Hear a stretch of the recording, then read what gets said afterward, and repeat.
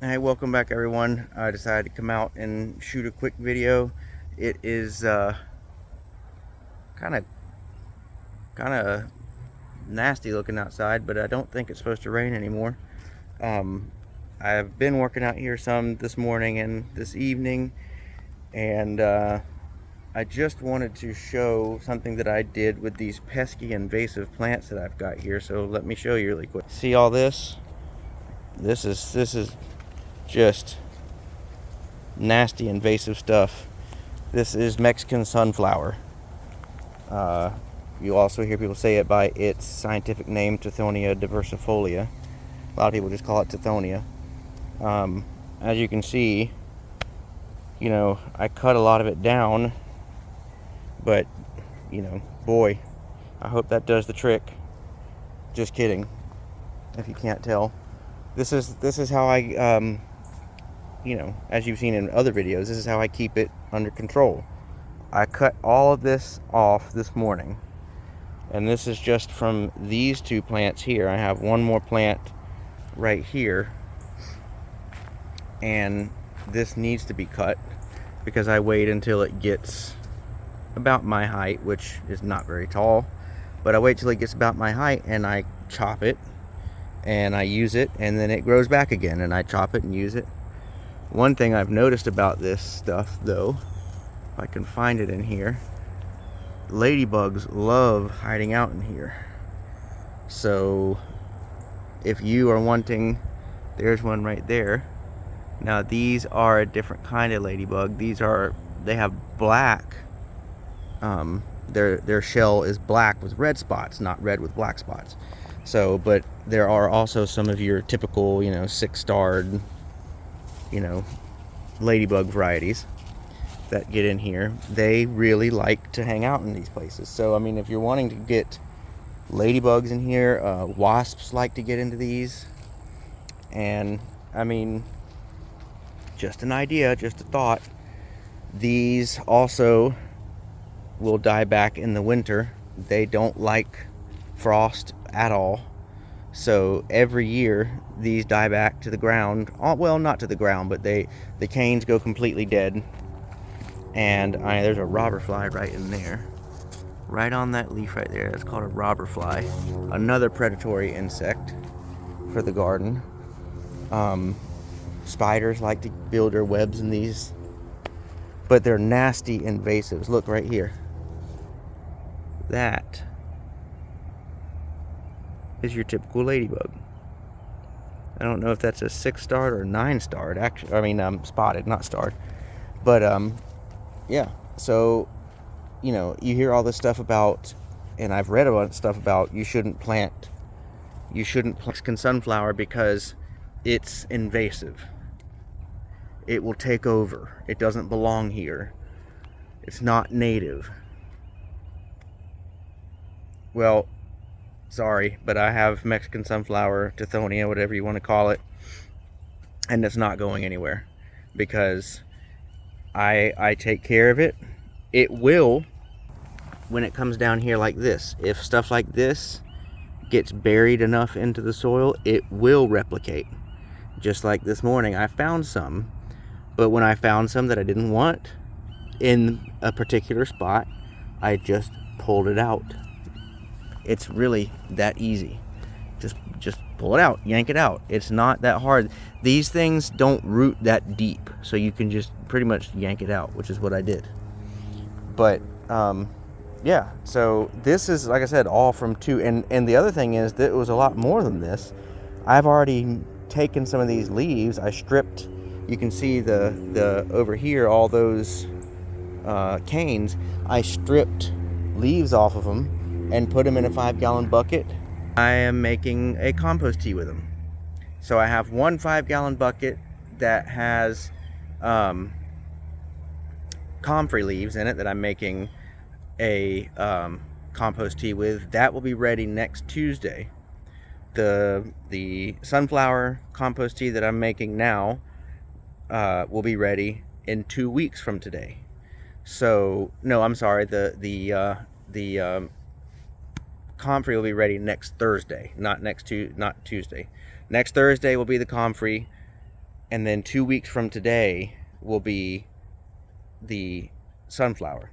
So it's that easy. And if any of you follow it, I highly suggest going and liking Lonnie at the Reed Farm. So look for the Reed, R-E-I-D, the Reed Farm on YouTube. Look up his channel. He has a video where he actually bought nitrogen, phosphorus, and potassium. Sorry, I have a mosquito flying around my legs.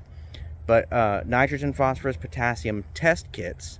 So where he took the Mexican sunflower leaves, made a tea with it, and he tested it. And it was very high in nitrogen. It had barely any phosphorus, and it was about medium in potassium, which is good for me because my soil out here is high in phosphorus naturally. So I don't need to add any more of that. And it needs potassium, but it needs a lot of nitrogen. So works out great. So no, I will not be getting rid of my Mexican sunflower. Sorry to all the native only people out there. But anyways, let me switch this back around. And here I'm letting these, I really like the flowers on these daikon radish. But I'm letting them go to, they're making seed. I'm letting them go to seed. I waited too long. I did pull one the other day and kind of tasted it. And it kind of pretty much tasted like a typical grocery store radish. But I planted them too late. I should have planted them back like last fall and let them go through the winter. But I planted them towards the end of winter. And it's just not, they pretty much went to flower quickly because of that. And over here you can see I've got the pigeon peas are coming along nicely. I'll have some, that one's just about dried out. I'm giving it a little more time, maybe another day or two. But my little rain gauge I got for free from an aunt of mine. We actually got about not quite, but about an inch of rain today, which is really good. My yard-long asparagus snake beans are coming in over here, so they should start to take off. This variety and this variety are just your garden variety, no pun intended. This variety is one that I got from Seed the Stars out of Orlando. I don't remember what it's called, but it is a different variety than what I normally grow, so I'm trying it out. This poor little pumpkin here, I think I'm not going to be reviving. But I've got okra coming up in here, so it's doing okay.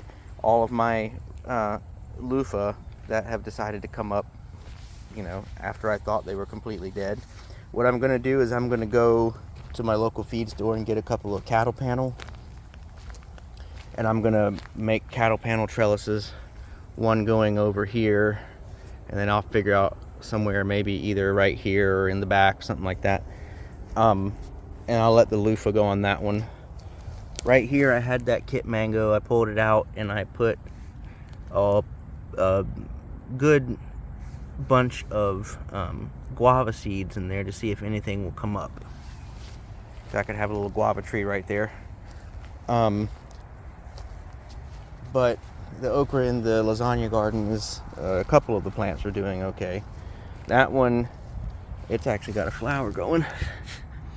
This is a Jing orange okra, which I got from Mary's Heirloom Seeds. And then this is a Silver Queen okra, which I also got from Mary's. I like her offering a lot. She's got a good wide variety of heirloom. So, yeah, I would highly recommend if you're wanting to look for heirloom plants and at, you know, reasonable prices, go check out Mary's heirloomseeds.com. You will not be disappointed. And yeah, so that's where I got those. And this Marionberry over here, so I really am kind of going in blind, but it is doing well. It is growing. This is all new growth in here. There's some new growth on that one. You can see on the end there. I need to tie it up. I think It is a vine, so I think that it needs to climb. But look at the thorns on this thing. Look at that. But yeah, so I made this, like I had talked about before, that trellis to make you jealous that Josh Satin has kind of invented. I didn't use the conduit though, but I love this over here. These are old cassava canes that I had cut down and thrown into this just back of my property, this scrubby area. And look, they have rooted themselves, and that's all cassava right there. It's just crazy, man, crazy. Oh, lost another. Look, I lost another passion fruit. You can see something bored into it there. But there are so many up in that tree that I'm not really concerned if I lose some. That's what happens. But let's check on this over here. This little 4x4 little bed that I've planted over here, and it is doing very well. I have put absolutely no fertilizer in this. I didn't put any in when I dug it. I just took my broad fork, I dug this little area, I took a hoe and kind of busted up the grass that was in here. I mean, there wasn't that much grass because this only gets partial sun over here. And I just fluffed it up a little bit, and then I scattered like rows of tomatoes and okra. And you can see all the tomato coming up. I mean, there's a lot of it. This is all yellow pear tomato. And then there's okra coming up in here. I don't remember which variety I planted in here, but yeah, I mean, there's okra right over there. These have germinated and look better and are growing faster than the ones in my garden. And this is just better soil, like much better soil, because before I dug this is what it looked like. All these dead leaves just sitting here, and this is the kind of soil you get from that. So once these plants, I've thinned them out a little bit. I cut some down tonight. I'm going to let them grow some more. I'm going to thin them out some more. Once I get them tall enough, I have some leaves here and some piled up over here, all that stuff. These are oak leaves, and there's some probably some rain tree leaves and a bunch of stuff like that. I'm just going to put them back on here, you know, as a layer of mulch.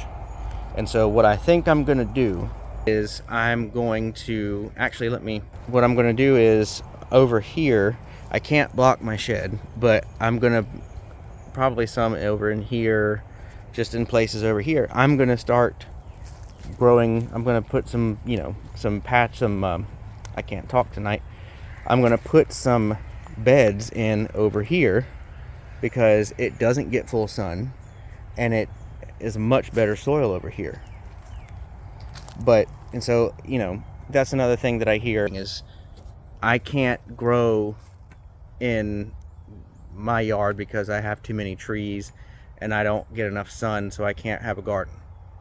Well, I'm telling you, in Florida, you will be very surprised what you can get away with growing in the shade because of how harsh our sunlight is here, especially towards late spring and into summer and even into early fall. It is very, very harsh sunlight, very, very hot, very humid. You know, our rainy season is over the summer. The fall, kind of, and it depends on if we have a hurricane. But, and then we have some rain during the winter if we get cold fronts that come through. So, but our primary rainfall comes in the late spring and then throughout summer. But that bed that I just showed you, it only gets maybe late afternoon and then evening sun. That's it. So yeah, maybe I won't get quite as many tomatoes, but the plants are going to be healthier because, I mean, they already look healthier. Those things germinated. Okra seeds can take a long time to germinate, especially if you don't soak them overnight. I do remember, just hit my head, those are called Gold Coast heirloom okra. Got those from Seed the Stars. They're supposed to be more resistant to nematodes. But okra seeds, a lot of times if you read how to plant okra, it tells you to soak the seeds overnight, which I've done. I've soaked the seeds. I haven't done it overnight, but I've soaked it for several hours. I did not soak those at all, and they have come up within a week. I've had okra that's taken a lot longer than that. So much better soil. You know, like I said, I didn't put any fertilizer in the ground. I haven't watered it with any sort of liquid fertilizer. That is just straight out of the soil that was there. But it's because the soil is a lot more spongy over here because of all the leaf litter. There's more mold in the soil because of the leaf litter, and there's more just more nutrition in the soil for the plants because of the leaf litter. So that's kind of what I'm experimenting with, and it's going well.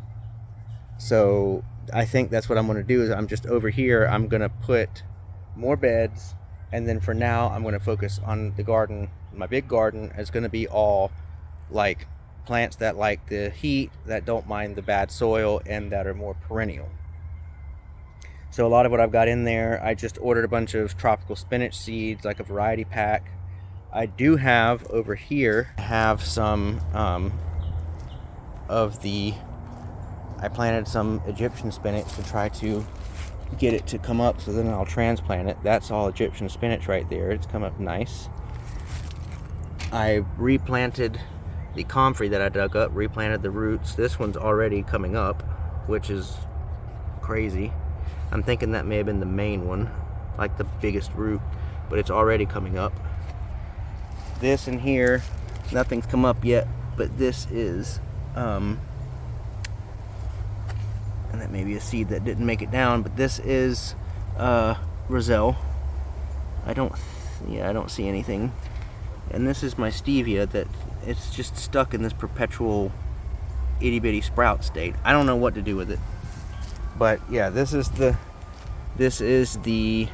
I'll open this just because I did it tonight. I'm not opening the comfrey, but that's all the Mexican sunflower. That was 3/4 of the way full, and then I just filled it up with water, and it will break down and make compost tea. And then in here I have the comfrey. But real quick, last thing, a friend of mine had a bunch of shampoo ginger. So I had already planted some over here, but I got some more. There's one I planted, so I have 9 total that I know of, possibly 10 if the other one that I planted comes up. Sorry for the sirens, something's going on. Sounds like the fire truck. But there's one there. There's one. There's one. There's one. There's one. That was one that was already growing here that I accidentally dug up. So I just stuck it back in the ground. There's one. There's one there. There's one. I think that's it. Yeah, that's it. But there was in here, over in here, there was another one that I had already planted. I don't know if it's still alive. I didn't find the root when I was digging it yesterday. But we'll see. So if I have, I'm pretty sure that's 1, 2, 3, 4, 5, 6, 7, 8, 9. Yeah. So if I have the other one come up here, that'll be 10. So 10 shampoo ginger, and these will spread all in here, which that's fine with me. I need to come in here with my brush mower and just take down a bunch of these little rain trees. But I'm totally fine if these things spread in here. But again, this is all, you can see all that, leaf litter. So this is good soil. The ginger doesn't particularly like being in full sun all the time. So we'll see what happens. Oh, my wife's grandfather also likes to garden, and he had in the front of his house, he says this is a tangerine tree. He said that it was getting too big for the front of his house where he planted it, and he told me if I wanted it, I could dig it up and plant it, which I've done. I planted it underneath this oak tree. I don't think I showed this last time. I planted it underneath this oak here because of the research that's come out that, which we probably should have known this, but citrus prefers to be in an understory. In fact, that tree right there behind it, that's a citrus of some kind. It prefers being an understory tree, and is, even if it's planted in an understory like this, even if it has the bacteria that causes the greening, it doesn't actually get greening. It won't get sick with it. So we'll see what happens with that. It's in a little bit of shock right now, but we'll see what happens. And if it had really bad thorns on it, so I'm not sure it's going to be very good, but if nothing else, I will just graft onto it, because I have these big, back in this side of behind my property, I've got some big sour orange trees that I will be grafting sweet oranges onto, because they're very, very hardy trees, and they're all in an understory, so they're happy. So yeah, that's about it. I was just giving a quick update, especially on my little garden patch over here that I was experimenting with.